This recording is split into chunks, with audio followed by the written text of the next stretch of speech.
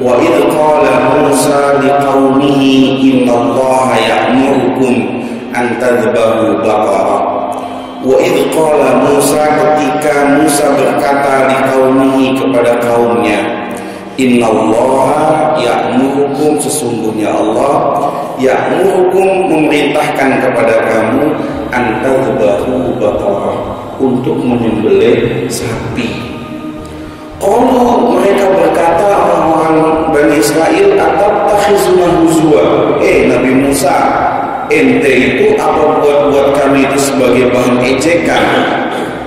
Jadi asbabun nuzulnya, latar belakangnya kenapa Nabi Musa memerintahkan Bani Israel untuk menyembelih sapi.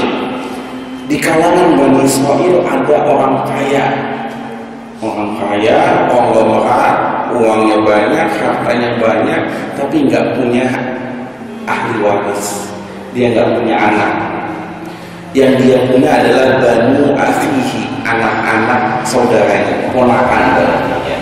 Jadi ada seorang hartawan, uangnya banyak, dia punya keponakan banyak.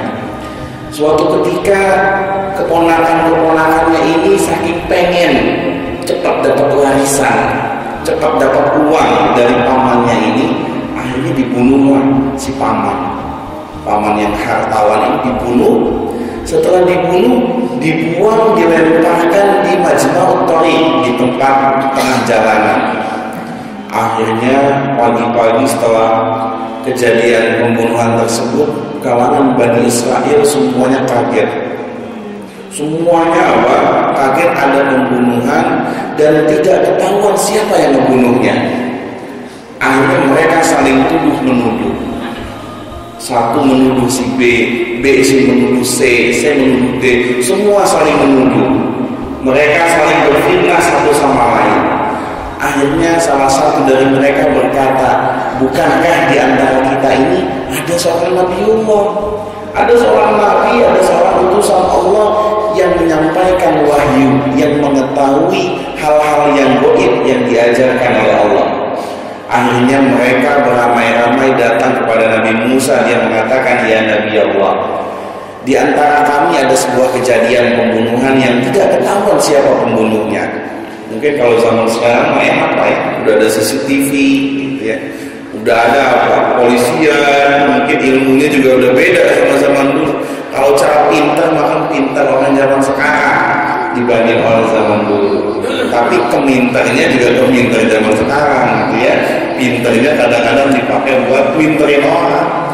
Kalau zaman dulu mungkin teknologinya belum canggih sekarang. Nah, akhirnya mereka datang kepada Nabi Musa. Nabi Musa kemudian mendapatkan wahyu oleh Allah. Innallaha ya'murukum, sesungguhnya Allah memerintahkan kamu antadhbahu baqarah, untuk menyembelih sapi. Coba bayangin Pak, kita datang ke hakim, datang kepada seseorang untuk diminta keputusannya. Ini siapa nih yang membunuh nih? Akhirnya mereka, Nabiullah Musa mengatakan, ente sama Allah disuruh menyembelih sapi. Kira-kira nyambung nggak Pak? Nyambung nggak tuh? Nggak nyambung ya. Kita pengen tahu siapa pembunuhnya, malah dijawab oleh Nabi Musa, innallaha ya'murukum an tadhbahu baqarah, sesungguhnya Allah memerintahkan kamu untuk menyembelih sapi. Ini apa hubungannya? Nggak ada hubungannya secara akal, secara logisnya nggak ada, secara logikanya nggak ada. Orang yang dicari siapa pembunuh, kenapa yang disuruh malah motong sapi? Makanya kemudian mereka mengatakan, qalu atattakhizuna, Nabi Musa, ente jangan bercanda, ini serius. Kemudian apa jawabnya Nabi Musa? Qala a'udzu billahi an akuna minal jahilin. Nabi Musa mengatakan, saya berlindung kepada Allah an akuna minal jahilin, dari saya itu jadi orang bodoh. Kagak, ini serius, ini perintah Allah. Di sini Allah mengajarkan kepada kita, Pak, yang namanya perintah agama, yang namanya sebuah perintah, kita lakukan sam'an wa ta'atan. Allah nyuruh kita sholat, udah sholat. Mau sholat itu berkaitan sama kesehatan lebih bagus lah, olahraga lah, yang namanya katanya sholat begini, nggak usah pikirin. Pokoknya Allah nyuruh kita sholat, udah sholat. Allah nyuruh kita puasa, udah puasa. Nggak usah ditanya buat apa ya kira-kira sholat subuh itu. Kenapa kita pagi-pagi terus bangun terus sholat subuh? Nggak usah ditanya. Udah pokoknya Allah nyuruh kita A, kita lakukan A. Allah nyuruh kita B, kita lakukan B. Ini orang Bani Israel itu terkenal orangnya apa? Orangnya pintar, tapi terlalu menggunakan akalnya di dalam agama. Tidak semua di dalam agama kita bisa diakal-akalin, bisa dimasukin akal, nggak bisa, Pak. Saya selalu bilang, untuk mendapatkan sebuah pengetahuan kita tidak melulu menggunakan yang namanya akal. Sumber pengetahuan manusia pertama itu yang pertama adalah insting, Pak, feeling. Sama kayak misalnya saya bilang ada bayi lahir brojol dari perut ibunya, apa yang dilakukan pertama? Nangis. Pasti itu semua bayi nangis semua, Pak. Ada yang ngajarin kagak kira-kira? Tom, lu ntar kalau saya dari emak lu pas brojol nangis lu, Tom. Kagak ada yang ngajarin. Tapi itu insting, itu feeling. Kita kalau lapar otomatis nyari makan. Itu sumber pengetahuan pertama bagi kita adalah insting. Yang kedua adalah panca indera. Kalau insting nggak main panca indera, Pak, kita bisa melihat orang dari mata, mendengar orang dari kuping, merasakan seseorang dari hidung, dari inderanya kita bisa mendapatkan pengetahuan. Indera nggak sampai, Pak, otak, Pak. Kita menggunakan dikasih Allah akal untuk berpikir, untuk mendapatkan kebenaran menggunakan akal. Tapi ternyata akal itu juga nggak sampai. Akal itu tidak bisa memutuskan semua kebenaran yang kita lihat di dalam kehidupan ini. Yang terakhir itu namanya agama. Maka akal itu nggak bisa mendapatkan kebenaran. Kalau misalnya akal bisa mendapatkan kebenaran, maka nggak perlu adanya utusan Nabi. Seandainya akal ini bisa mendapatkan kebenaran, coba Bapak tahu yang namanya teh ini baik untuk kesehatan, tahu kita secara akal. Tapi apakah kita akan minum atau tidak? Kita tahu bahwa nyolong itu salah. Tapi apakah dengan tahunya kita nyolong itu salah kemudian kita pasti meninggalkan nyolong? Kan enggak juga. Kita tahu bahwa ngebohongin orang, korupsi, nyolongin orang, ngambil sesuatu yang bukan haknya kita tahu itu salah. Tapi apakah dengan kita tahu kemudian kita pasti melakukan? Enggak.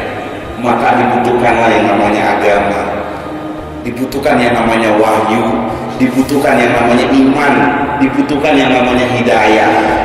Dengan ngaji inilah kita bisa mendapatkan hidayah.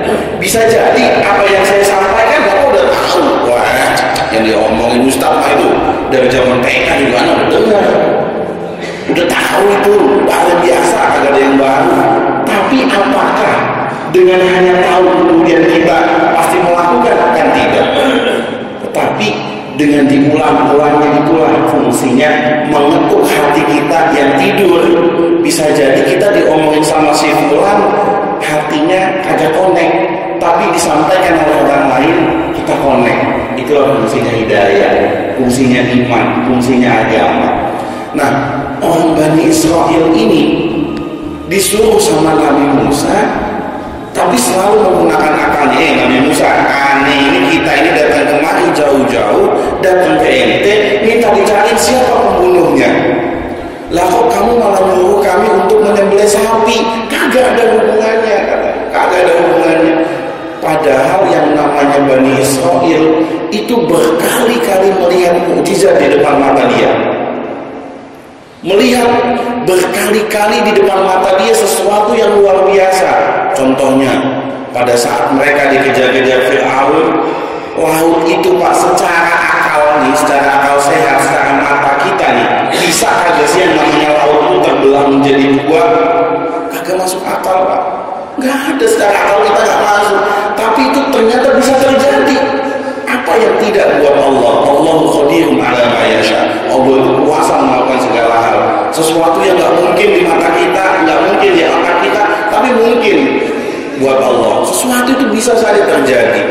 Orang Bani Israel yang matanya berkali-kali melihat mukjizat, mereka kurang percaya sama Nabi. Dan ini terjangkit sama kita sebenarnya. Kita berkali-kali melihat mukjizat, apa yang ada di sekeliling kita ini adalah sebenarnya mukjizat. Apa yang kita dapati setiap hari, setiap detik, kita bernafas. Coba Pak, kalau kita beli oksigen, berapa harganya itu tabung? Berapa itu tabung harganya? Kita butuh tabung itu hanya bisa dipakai 2,5 jam terus menerus, pemakaian maksimal. Kita ini nafas terus menerus gratis dari Allah, dikasih sama Allah. Apa itu bukan mukjizat namanya? Semua yang terjadi yang ada di dalam tubuh kita, apakah itu bukan mukjizat? Itu mukjizat. Cuma kitanya apa? Ditutupin, dikasih hijab sama Allah. Nggak semuanya dapat hidayah. Nah, dibilang apa kata Nabi Musa? A'udzubillahi an akuna minal jahilin. Saya itu berlindung dari Allah jadi orang bodoh, jadi orang jahil. Enggak, ini serius. Ini Allah menyampaikan supaya kamu untuk menyembelih sapi. Lagi-lagi yang namanya Bani Israel ini banyak nanya, Pak. Disuruh sama Allah, udah ente nyembelih sapi. Apa kata Bani Israel? Sapinya